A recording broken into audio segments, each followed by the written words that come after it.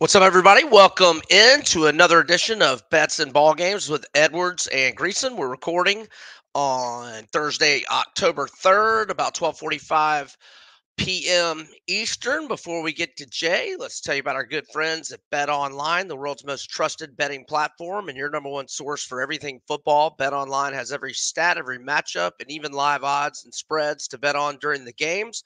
Think you know your stuff? Get in on our $200,000 mega contest and pick 5 games against the spread every week for your chance at weekly prizes and a share of 200 large. When the game's over, head on over to our online casino and get in on a game of blackjack or poker or unwind with one of our over 150 slot games. Head to the website today to get in on the action. Bet online. The game starts here. All right. Happy birthday to Mr. Jay Greeson. What's up? Yeah, well, I appreciate it greatly. Today is birthday shared by me, Dave Winfield, Dennis Ericksley, Gwen Stefani, Tommy Lee, Nev Campbell. If you have not seen her scene with Denise Richards in that now I know who you're talking about. There you go. That told me all I needed to know. Well, it is. You want to watch that one by yourself? It's not safe for work to be streamed or downloaded. But no, it is it's every birthday is a good birthday because the opposite means you're 6 feet under. So yeah, that's right. That is right. Okay, let's start with the good, bad, and ugly from last week. And we usually discuss this in the green room, but we didn't. So I'll let you get going with the good while I figure out what mine's going to be. All right. Well, I think, and I'll give you a little extra time here because I'm going to have 2 picks for each. And the first is a universal good, bad, and ugly, which was Auburn's loss to Oklahoma. The first 56 minutes, very good across all platforms. Auburn looked great on both sides of the football. The ugly, Peyton Thorne suffered his temporary color blindness, and it became a pick 6, and it was the difference in the football game. And the ugly is Auburn is sitting here at 2-3 after 5 home games with the meat of its schedule left, and it's going to take a miracle for the Tigers to be bowl eligible. And they could easily be 5-0. Yes, if they're just bad with turnovers and not the worst in America, they're 4-1.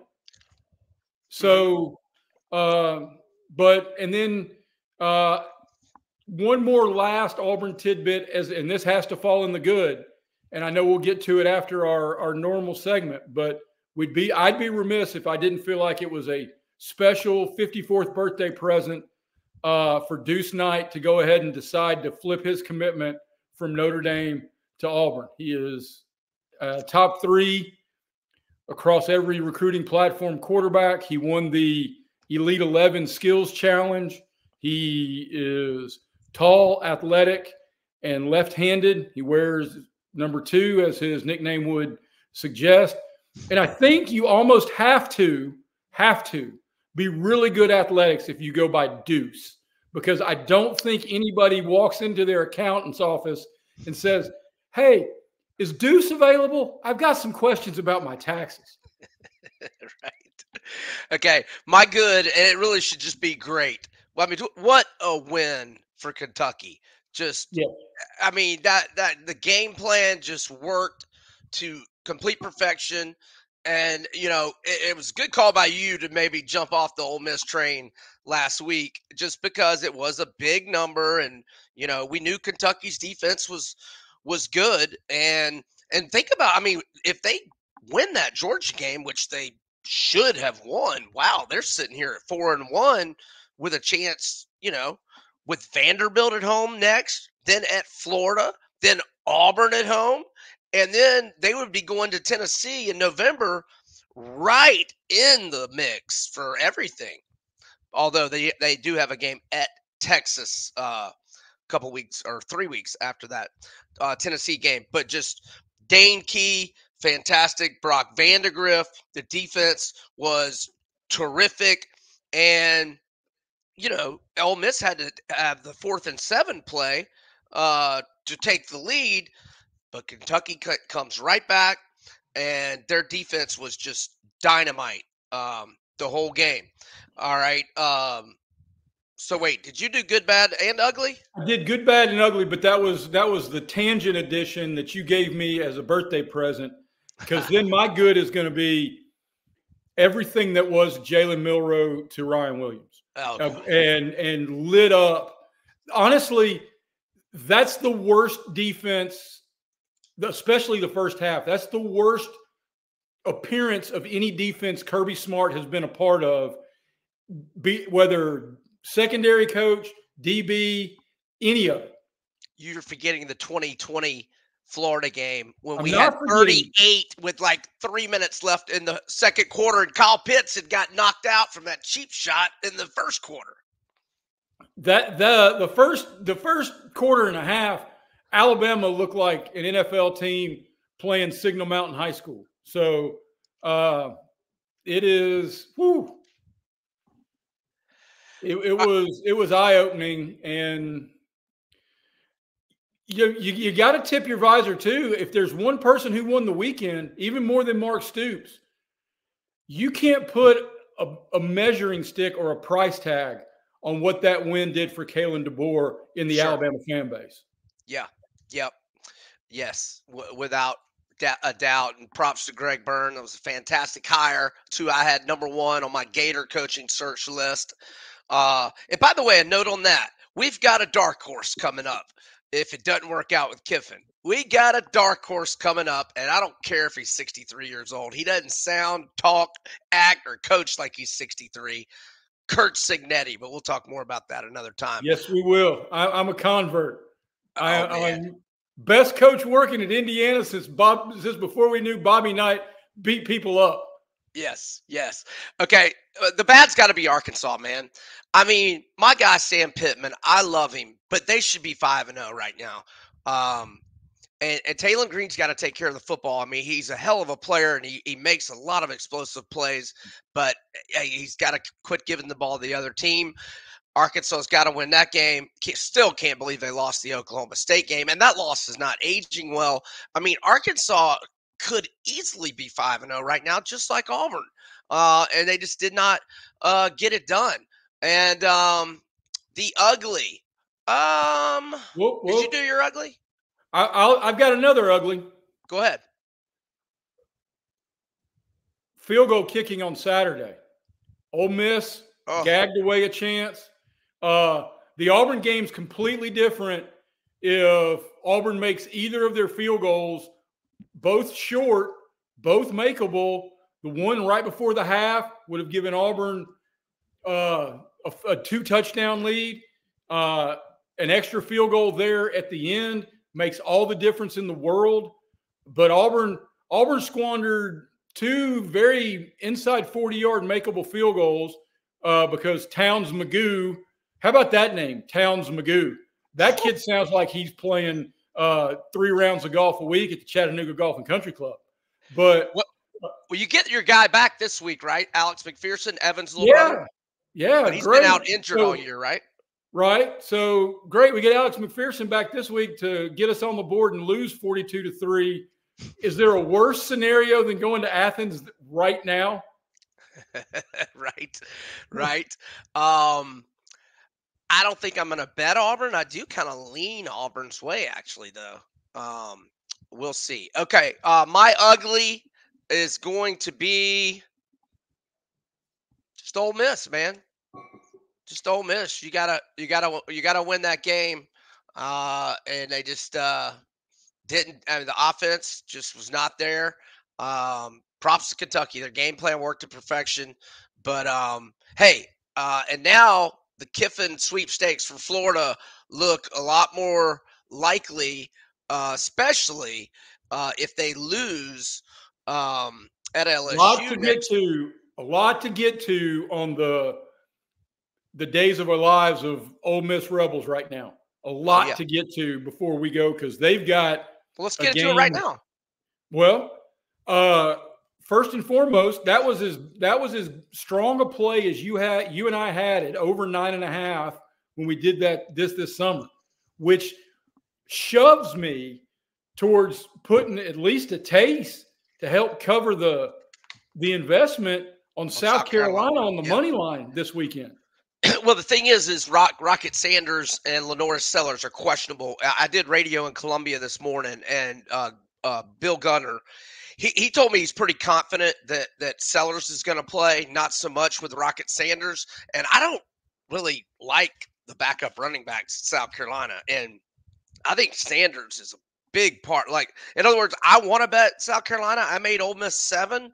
I want to bet South Carolina, but I need to know Rocket Sanders is going to play, or I don't know that I can do that. Now, on the flip side, Trey Harris is listed questionable. So is Henry Parrish and Matt Jones, RB1 and 2. And I know you made the remark, I forget if it was before we went on the air, about how truthful these availability reports are from the SEC.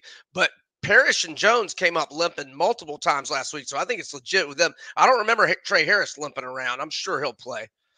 Well, it also brings up the conversation, Kiffin, tempo, offense. When it's going good, by God, it's entertaining as all hell, and everybody's slapping each other on the back, and you look up and it's 42-6, and it doesn't matter that your defense is tired. Hugh Freeze from the same coaching philosophy. I'll go you one more. Gus Malzahn got pantsed by Coach Prime in a game that I don't think any of us saw coming. They went to the bounce house and beat the middle letter out of UCF. I mean, the brakes off them. So, yeah. You get what you get with these guys that are full tempo all the time. You got to go into it with your eyes wide open. And I don't know. I am in a million years. I am not going to be in. They could lose out. And I'm not saying I will never be supporting Auburn firing Hugh Freeze right now, because it's the definition of insanity. I mean, it's firing a guy 2 years after 2 years after 2 years just because you're not Alabama. Well, you're going to have to lay some foundation before you can even come close to entertaining those thoughts. So now I'm not saying Billy Bob deserves the same fate, because Florida it's only going to get worse. But continually hitting the reset button is a panic move that, especially in the day of the portal and the NIL, you're guaranteeing yourself 18 stink-ass months. Yep. All right, so I'm a strong lean to South Carolina, and I'm without a doubt going to be on them if Rocket Sanders and Lenora Sellers are upgraded. If Rocket Sanders is out but Sellers is in, and Parrish and Jones are out, then I'll probably still bet South Carolina. But if both of the running backs, Jones and Parrish, are in for Ole Miss, and Trey Harris is in, and Rocket Sanders is out, then it's just a pass for me, if that makes sense for our listeners. I would keep an eye on the injury thing, and because I'm pretty heavily vested in Ole Miss over 9.5, because if Ole Miss loses this game, 9.5's out the window. Period. Probably. Well, they can beat Georgia. They can beat Georgia at home. Yeah, but they're not going. If they're going to lose this one, they're going to go to LSU with their tails between their legs the weekend after. Oh yeah, that's right. Okay, that's right. Yeah, they got 2 very difficult games left. That's right. So it's assuredly either South Carolina or pass for me. And then go a step further. If they were going to have a tough time blocking Kentucky's defensive front, South Carolina's defensive front's better than Kentucky's. Yes. I think South Carolina's defensive front is top 10 in the nation. I do too. It may only be third in the SEC, but it's top 10 in the country. Yeah. Yes. Okay. All right. So we both are South Carolina, but I threw out my scenarios that I might not play it. All right. Missouri at Texas A&M, noon Eastern on ABC, and this was a game that DraftKings had A&M -4 all summer in games of the year. It never moved. It never budged once all summer. And we talked about it when we did the Missouri, season win total edition.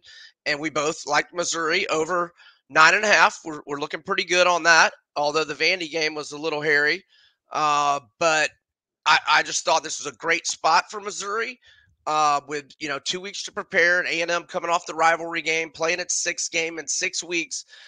With all that said, I didn't really like what I saw out of Mizzou against Vandy, and so this one's a pass for me. I'm Yeah, not. this is my favorite game of the week. I Go ahead. love the Tigers in this spot Okay. for a whole lot of the reasons you just said, and I'm going to go a step further. And coming off the bye, I think there's a real opportunity and a very real moment in time that Eli Drinkowitz has spent the last 2.5 weeks getting ready for Texas A&M because of what this game could mean. Did he maybe assume that they were going to be able to beat Vandy on talent at home? Potentially. Did he know he had 2 weeks to get ready? Has he been very vanilla in what has been a really soft start of the season? Almost assuredly. Yeah. Now comes a week off in a perfect spot. A&M is susceptible to the pass.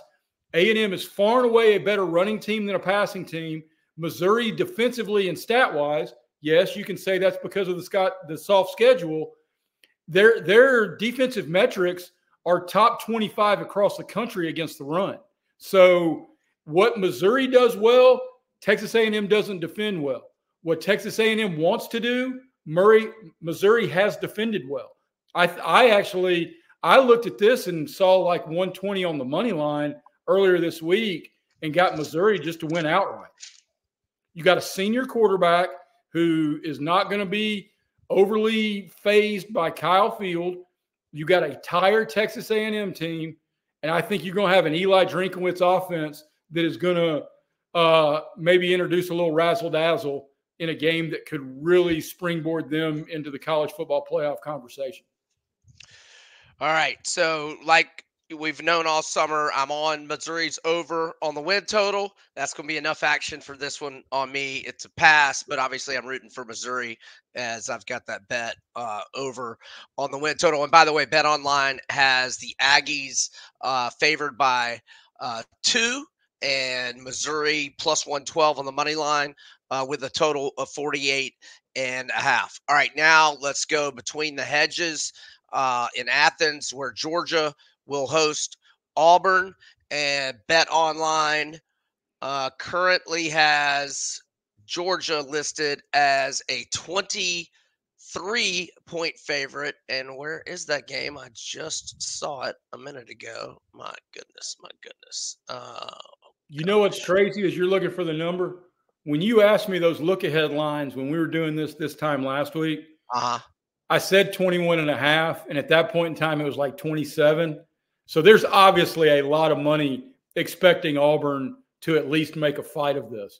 I'm not one of those. There's no way I play this game because I don't ever want to be the guy who's betting against his team to get absolutely drubbed. And for me, it has almost always worked out. If I lay more than 2 touchdowns with Auburn, which has happened only a couple, 3 times through the history, maybe at the end of the Chiswick era and some other of the really down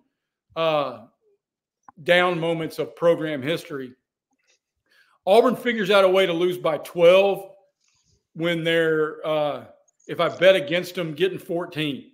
And it's then a late touchdown. Like they're right there on the cusp of maybe pulling the upset, and then they just, we're good. Up yours, Greeson. You shouldn't have bet against us. So, right. BetOnline's got Georgia at 23, total of 51.5. I made it 22 on Sunday morning. I lean Auburn. I'm going to pick Auburn in my contest, but unless it moves back to 24, it's a likely pass for me. But again, like I said, I lean Auburn on that one. All right, 4:15 p.m. Eastern, SEC Network. Alabama at Vandy. Okay, so vintage letdown scenario for Bama. I made Bama 21, so I think it's a little rich. Vandy's in the favorable spot, having had 2 weeks to prepare. my lean is Vandy, but I'm not betting against Jalen Milroe and Ryan Williams right now. No way, no how. Ain't happening. Now, I might play the total. I definitely a lean to the over at 54.5 as I'm trying to, and you go ahead with whatever thoughts you have on this one as I find the BetOnline spread. I am going to be on Bama for a couple of reasons. Jalen Milroe is way more trustworthy in moments like this because he is not only capable, but he's willing to. If his first or second read's not open, he's going to tuck it and get you 7+ yards every single time he decides to do it. And he might run over a safety at the end of the play if he feels like it. Well, and then you go, there's nobody in the history of Vandy's program who can cover Ryan Williams ever. And that includes Trey Herndon, who's from Chattanooga, who just retired after spending like 8 years in the NFL for the Jags and the Giants. And he couldn't cover, at the height of his powers, he couldn't cover 17-year-old Ryan Williams right now. So, no, this is the couple things that you mentioned that do work for Vandy. When Georgia, Tennessee, and Alabama go to Vandy, if you can get them less than 4 touchdowns, I bet you win 75% of the time. Because, one, it's going to be a home game for those 3 teams because everybody from Nashville, everybody's driving up from Tuscaloosa and going to buy up those tickets. Hell, when Tennessee plays in Nashville at the end of the year, a lot of Tennessee alumni I know buy Vandy season tickets just to make certain they've got a ticket to the Tennessee Vandy game and they don't have to drive to Knoxville every time. And they're cheaper. So, no, I am on Bama here. I know it is. You're right. It's a traditional letdown spot. Vandy had a week off. Vandy had a week off after a heartbreaking effort against Missouri in a game they should have won. And I know you're probably sitting there thinking, hey, fat face, didn't you learn your lesson about betting against Diego Pavia earlier in school? But no, Jalen Milroe is Diego Pavia squared. He is. And in the conversation, and I think Kalen DeBoer will pay attention to this through the course of the year when you're talking about totals or team totals. Oh, you're talking about he's going to pad those stats late. Don't have to worry about him getting yanked early, which is important when you're laying a big number. You will not only lay in the big number, but it'd be really cool to get a couple of dudes invited to the Heisman. You're an offensive coach brought in to replace Saban, and you got Jalen Milroe and Ryan Williams right there, as good as anybody in the country. Feed the beasts. Yeah. Okay. So our good friends at BetOnline, they have Alabama -23, but half juice -105. So if you want Vandy +23, you're gonna have to pay -115, and the over under is 54. Okay. So I'll say my lean on this game is over. Yeah, I'm thinking over 54 on this game, and I may play it. I have not played it as of yet. Okay, let's now go. Let's get under the lights in the Ozarks, Tennessee at Arkansas, 7:30 Eastern, and this one is on ABC. And we have got BetOnline has the Vols at -13.5 with a total of 58. And the Razorbacks are +400 on the money line. All right, what you thinking here? Pardon me. My gut tells me to lean to Arkansas, but I think Tennessee is A, on a mission, B, a lot better defensively than anybody gives them credit for. That defense is going to be able to create pressure and contain Taylor Green. And you and I both know he's going to fumble twice because that's who he is and that's what he does. Right. And if you're going to if this group's going to go to Oklahoma and win by double digits, the only play I go here is Tennessee. And I hate laying this many points with this many teams in the SEC, but this feels like a sucker line. It really feels like they're begging you to take Arkansas right here. And I've said it since the offseason. And shout out to our man Brian Valls for his praise on social media that he hit you and me up with Twitter. Thank you for watching. Hope you're watching again this week. But his mom knows how to spell Brian too. Does a good job with that. Using that I. Shout out. I think Tennessee is no worse than the third best team in this league. Interesting. So yeah, I've been voting with our guys on the SEC power rankings here at SEC 16. Are these the ones that I wrote down on Sunday? Let me see what I had. Let's see, where are they? Okay, here we go. I had Texas 1, Bama 2, Vols 3, Georgia 4, Ole Miss 5, Mizzou 6, LSU 7, A&M 8, Oklahoma 9, Kentucky 10, South Carolina 11, Arkansas 12, Vandy 13, Auburn 14, Florida 15, Mississippi State 16. I agree with your top 5, especially until Georgia gets all its skill position pieces back. I mean, yeah. My apologies. I didn't mention the injuries that Georgia's dealing with going into this game. So let's backtrack. Smile Munden out. London Humphreys out again. Tate Ratledge, the offensive lineman who has a kick-ass mullet. I mean, that thing is glorious. And next week I'll bring a picture because during COVID, when we were all huddled up on top of each other, I grew. Hey, it was combination professional wrestling, combination guy who's the opening act for the opening act of the Morgan Wallen concert in Nashville, mullet that would blow your doors off. Well, Ratledge is out again. He was a second-team All-American last year. So Georgia without 2 of their better players in Munden and Ratledge. All right, let's do a little timeout. Are you an experienced entrepreneur looking to diversify, or are you an employee that's simply tired of answering to the man?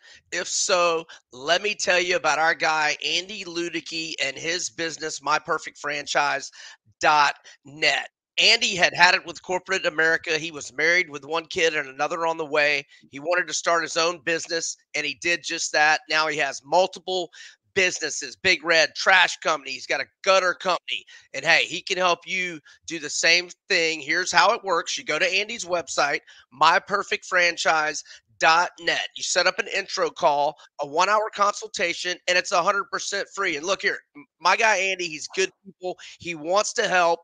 And you tell him about your passion, your skills, your goals, and the time and money you have to invest in this endeavor.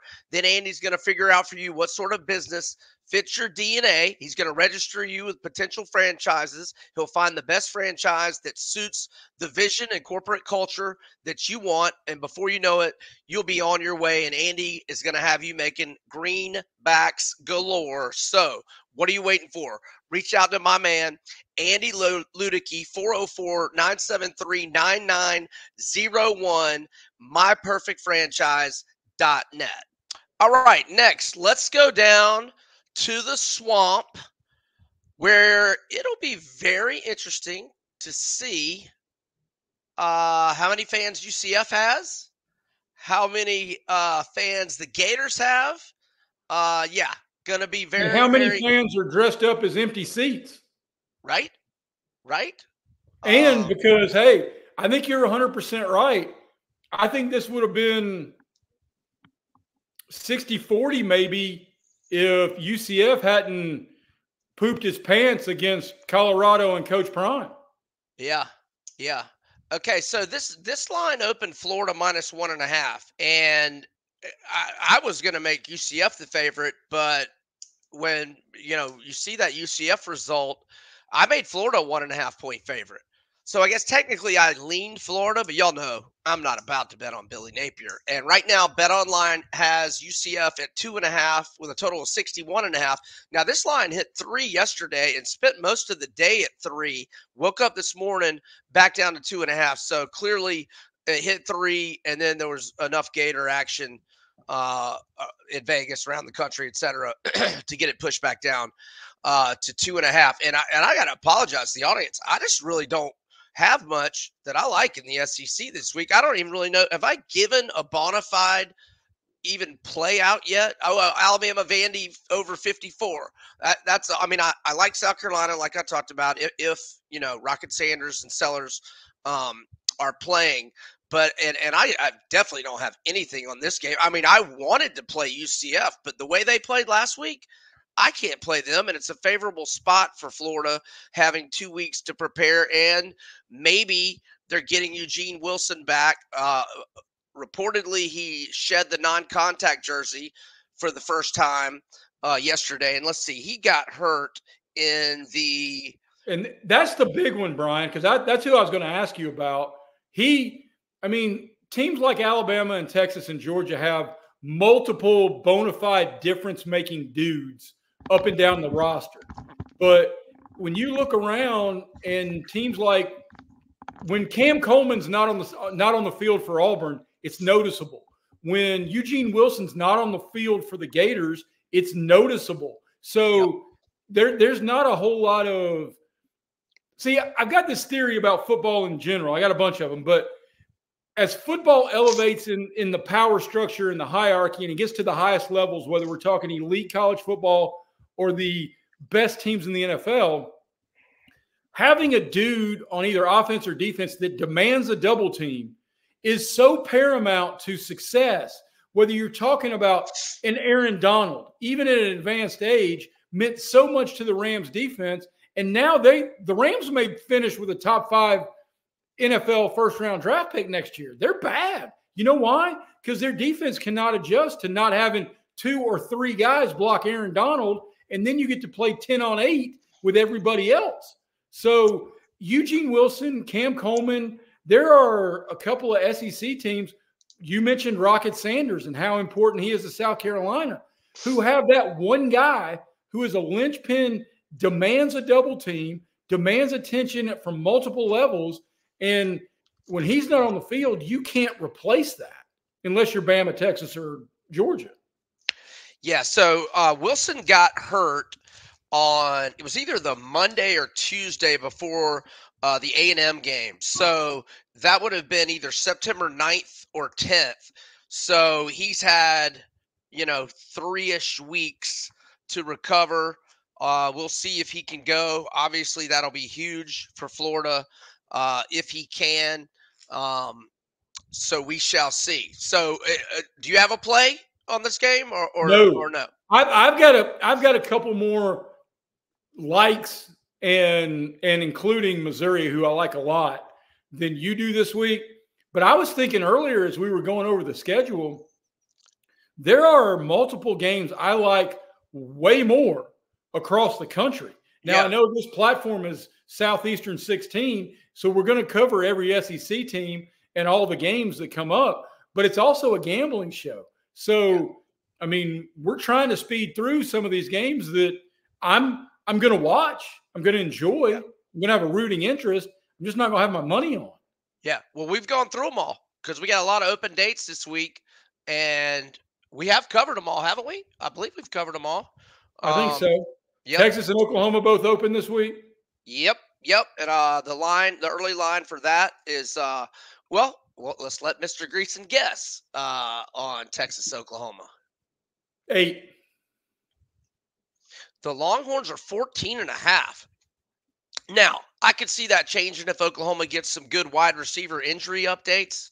But, they're down a bunch of wideouts, and, we'll see if the open date allows them to get any of those back.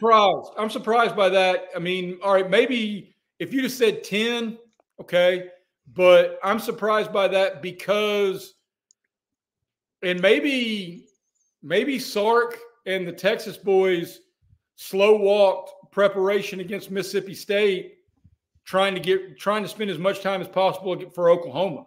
I don't know, because then you got Oklahoma and Georgia after that. But Texas didn't look great against a pretty bad Mississippi State team. Wasn't it 7-3 with like a minute or two left in the second quarter? Did I dream Yeah. that? Yeah. Okay, Florida at Tennessee next week. Take a stab at that number. 22.5. Wow, 20. I will say. Did you ever think you'd live to see that? Never, ever, and I don't think it's. I don't know that we've ever been that big and under. No, we haven't in my lifetime, unless it was the late 70s. Well, yeah, maybe late, because we went 0-10-1 one year in the late 70s. So maybe we were that big of an underdog to them then. But I mean, definitely not in the 80s. And Tennessee sure as hell not in the 90s. and to go a month and not be -20. Hell, he probably went seasons where if you aggregated the line in SEC games, it was always positive. Yeah. While before I get boat raced up at the Swamp North next weekend, I will share that Florida is 17-2 straight up and 14-5 against the spread in the last 19 head-to-head meetings with the Vols. But that will be 17-3 come 9-ish days from now. Okay, other SEC games in week 7, South Carolina at Alabama. And we don't know if Rocket Sanders, and we don't know how healthy Lenore Sellers will look, but take a stab at it anyway. If it's on the board right now, boy, oh boy, I would be I'd be paying attention to what happened Saturday. If Rocket Sanders is in street clothes, I don't know if you can make Alabama a big enough favorite. 21.5. Yeah. Now, FanDuel has a line for Ole Miss at LSU, but it's 2 points different from what DraftKings has. And DraftKings, by the way, had Ole Miss as a 6.5-point favorite at LSU going into last weekend. But FanDuel is now at 3.5. But DraftKings has Ole Miss at only -1.5. And I'll just mention that Ohio State is -2 at Oregon. Okay, I've got a lot of games I like non-SEC, and a lot of them are in the NFL. But I'll start off. I have not. I'm going to defer to you on the NFL. I have not looked at the NFL slate. I normally do that on Friday. I'll also defer to you to the grown men in diapers. I'm certain they've got to be fighting somewhere this weekend because they fight every weekend. And I mean, it's honestly like they're a bunch of high school kids and they all get pissed off at each other and go, "What'd you say about me? Did you call my girlfriend fat? Let's fight." And then they all show up in diapers and they fight. So, but no. Hold on, quick. I'm glad you brought that up because I had 2 underdogs last week. The bigger one I hit, Money Moicano, +240 underdog, but I lost the other one, but that's plus 1.4 units by my math. So I'm going to give myself a little tap on the shoulder for that one, but I cut you off. My bad. Go ahead. No, there are a couple 3 college football games, and I'm willing to bet you and I are assuredly on at least one of them together. Oh, I bet we're talking about Indiana Hoosiers. Pants off of Northwestern. Let's go Hoosiers. Yes. Here we go, Hoosiers. Yes. Here we go. They were -4 in turnover margin last week and still won by 2 touchdowns against Maryland. Kurt Cignetti is legit, dude. That they're averaging 513 yards a game, plus 300 passing, 200 and change running. That kind of balance is impossible to defend. And Northwestern in their last 3 games, averaging 9.3 points a game. I don't care if this game is played in Chicago. I don't care if it's played on Saturn. There's no way Northwestern keeps up with Indiana. And all the money. I remember us talking beginning of the season that if I needed Georgia to beat Clemson, because I was so heavily invested, I am now that level of heavily invested in Indiana. Yeah, man. That this Signetti guy is all that and a glass of sweet tea. And Curtis Rourke did not play that well, or he had a couple interceptions. I think he had a fumble too, but he's still 11-2 TDI ratio, and he still threw for 359 yards and 3 touchdowns.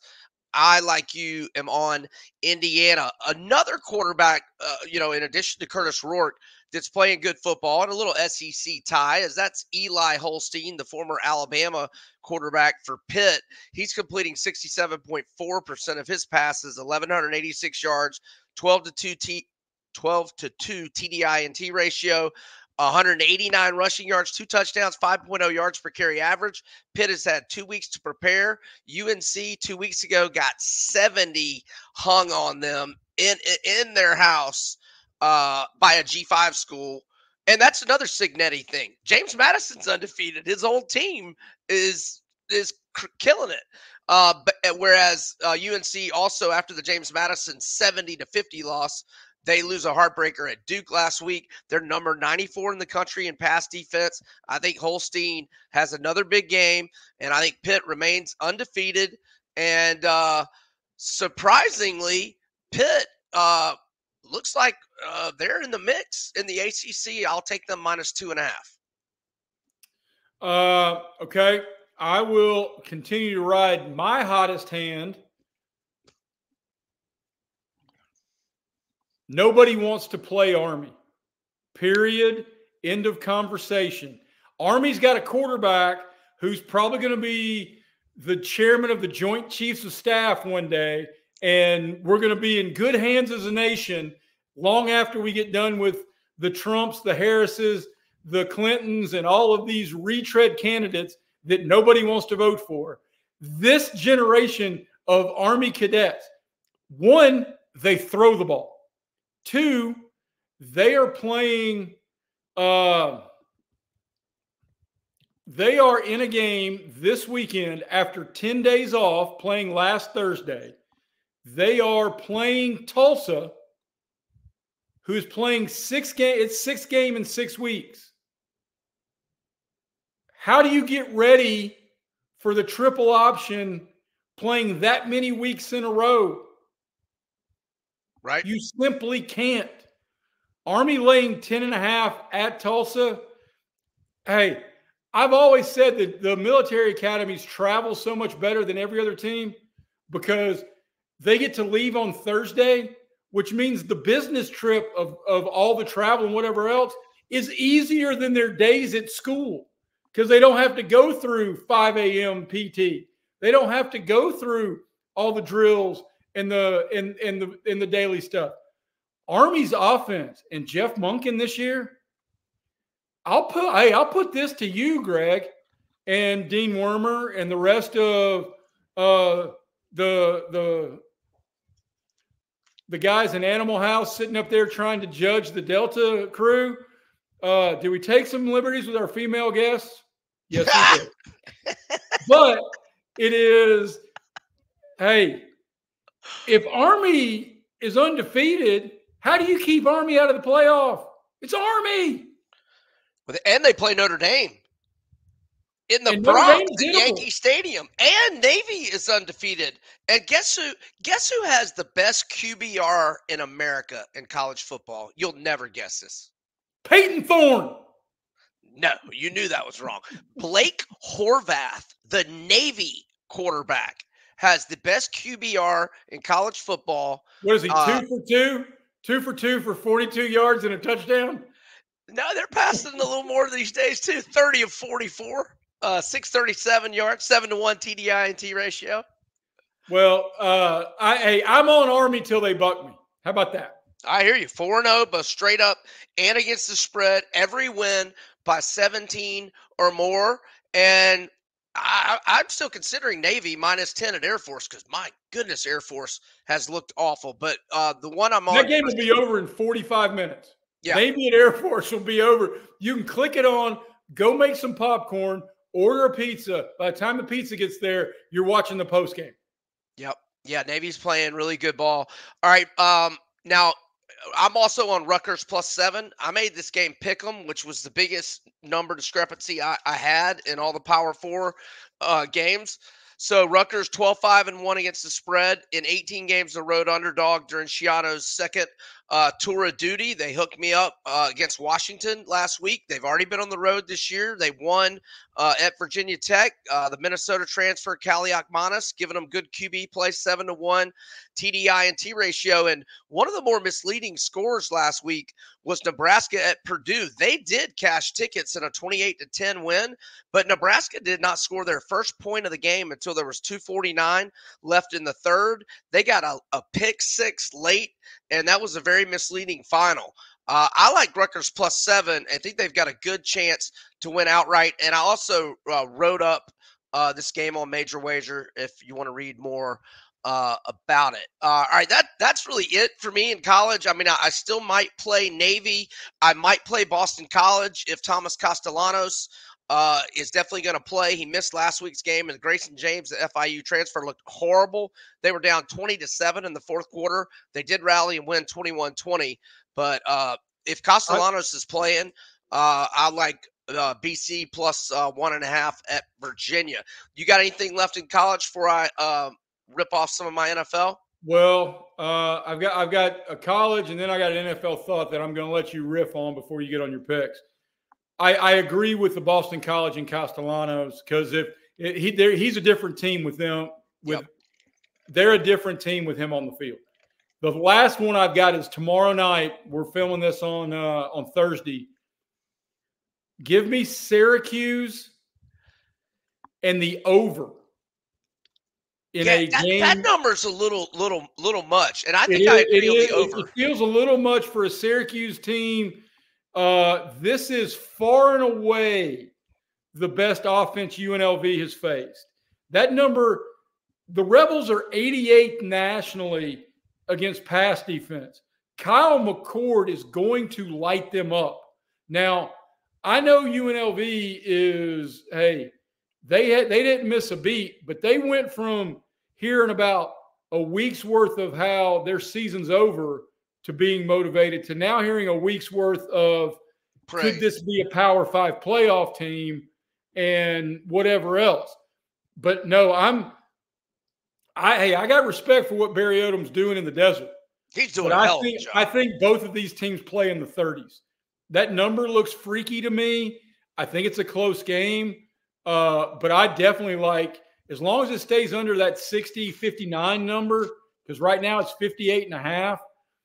I like the over on this one, and that's my last college pick.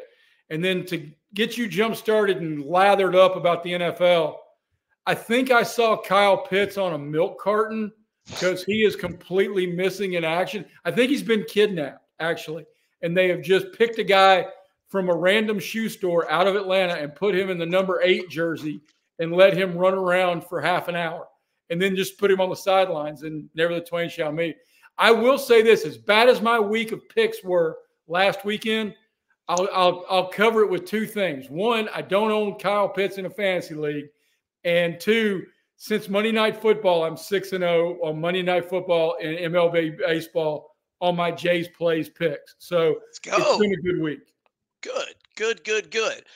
They won't let Kyle Pitts run a route further than 7 yards down the field. It's complete insanity, but y'all have heard me bitch about that too much. Okay, so you haven't even looked at the lines yet for NFL? Because if you haven't, I want to have you guess on one of these. You haven't looked at the lines. Okay, cool. The Cleveland Browns are at the Washington Commanders. Commanders have won outright at Cincinnati on a Monday night, and then they have to go across the country on a short week, and they just pound the piss out of Arizona. And Jaden Daniels is playing like a top 5 quarterback in the league. What do you think Washington's favored by against Cleveland? They should be favored by 6. They likely are a 1.5 point favorite. Okay. I made them 7.5. They are a 3 point favorite.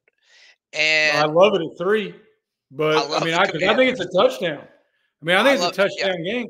Yeah. You mentioned Jaden Daniels, and we can tie this back into Southeastern 16. Dude's completing 82% of his throws, and he's running for 50 yards a game. I mean, it is and I'll go you a step further in the conversations of the NFL. If I'm the Washington Commanders and I have this window, knowing I've got 4 solid years of what looks to be a bona fide dude at quarterback on a rookie deal, I call Las Vegas and say, what do you want for Devontae Adams? Yeah. And people are going to want to come play with Daniels. The Commanders are back. They're legit.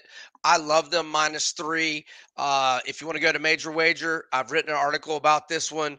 They're on fire. They've won and covered 3 in a row. And Deshaun Watson is number 31 in the NFL in QBR.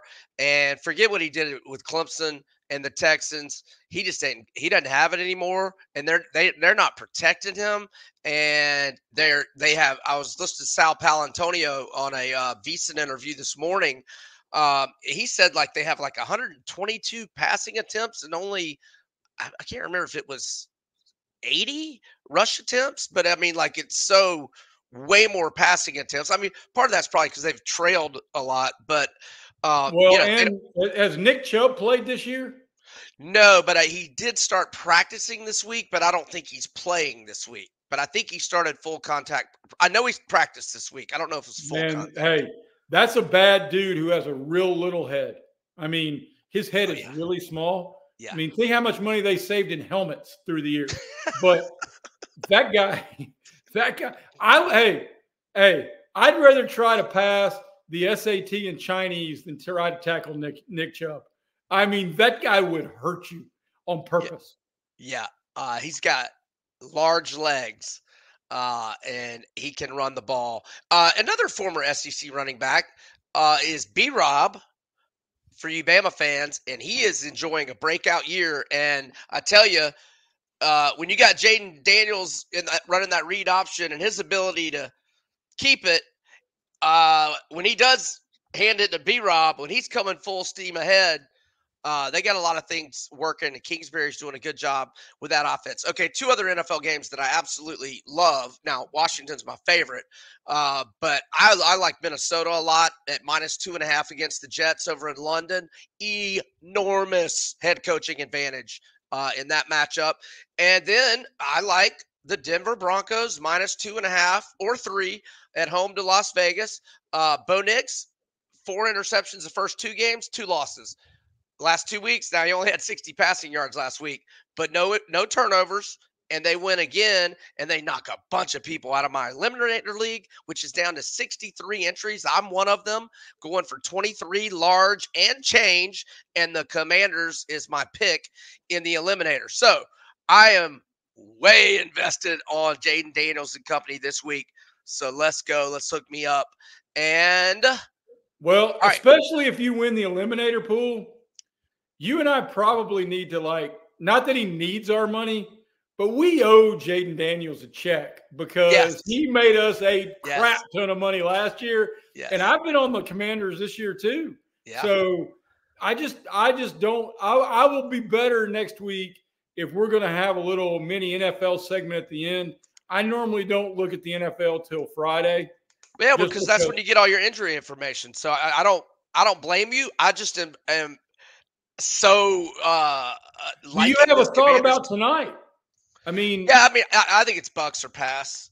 Yeah, I kind of do too. And I don't like back and road teams in these Thursday games on a short week, but I've done that flight from Atlanta to Tampa. It's like 70, 75 minutes. So this is one situation on Thursday where I don't think travel's that much of a factor. Now, I will say Sal Palantonio in that same interview that I referenced a minute ago, I guess, he's a Philly guy, and he was down there in Tampa. He said it was 108 degrees on the field on Sunday. For whatever that would matter, you just played. And I think one of the things that honestly has held pretty universally true, and I wish guys like you and me could just remember that this hits like 71% of the time, but the under on Thursday nights is almost a blind play. Yeah. Because there's the recovery factor, and I don't even know what the under is tonight, Falcons Bucks, but there's the recovery factor. There's a short week of preparation. Now don't get me wrong, both of these teams have a whole lot of skill dudes who can break big plays. I have not looked into it, but 43.5 or 44. You almost, I mean, honestly, I'm certain in the last 4 years, 3.5 years, if you'd gone back and looked at the Thursday under, I'll bet you double what's in your pocket. You've made money. I hate to piggyback off Sal Palantonio again, but I love that guy. He said that scoring in the NFL is at a 14-year low at this point in the season, just 4 games in. All right, before we get out of here, we still have our FanDuel's got some games of the year odds updated that apply to some huge SEC games coming up. So I figured I would share those. And, well, yeah, here we go. All right. They are Texas -2.5 at home to Georgia. Alabama -2.5 at Tennessee. I think I shared that line last week, and I think it was 1.5. Does that sound familiar? It does. I like Tennessee in both cases. And yeah. I'm willing to let that one build because I think Tennessee is going to be locked and loaded for them. And Georgia, who was over the summer a 17-point favorite to Tennessee in games of the year, is now 8.5 to Tennessee on November 2nd. And the Vols are plus 245 on the money line. And what else you got, man? I'm good. I know you got a radio hit. You're a man about town. You're a man about the country. You didn't tell anybody about your diaper fighters. Oh, you know what? Yeah, I have Alex Paella is defending his belt, UFC 307, but I have not. I've been locked in on football. I have not done my research, handicapping, what have you. So I got nothing in the UFC right now. But right before we say goodbye to everybody, I want to say read the 5 at 10 every morning at Times Free Press. Subscribe to my afternoon email. Jay's Plays, and a virtual hug for Deuce Knight for making this a very enjoyable birthday. Welcome to the fold, and I hope all the checks clear. And happy birthday to you, and good luck to everyone with their bets and ball games and picks this week. This is Bets and Ball Games brought to you by BetOnline and MyPerfectFranchise.net. Everybody have a great weekend. We'll talk to you next week.